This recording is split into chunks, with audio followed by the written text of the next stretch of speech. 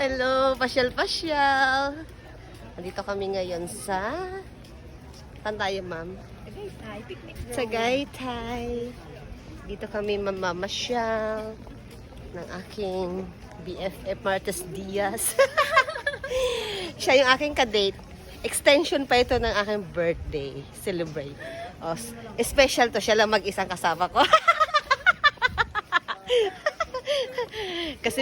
kasi may mga pupuntahan kami, 'di ba? Oh, daming mga ano dito. Oh. Ang daming mga magagandang tanawin. Syempre, kami muna papakikita nyo. At yan, iikot kami diyan sa mga ano, kaya lang umulan naman. Ayan, oh, maganda dun. Oh, kaya lang umulan naman.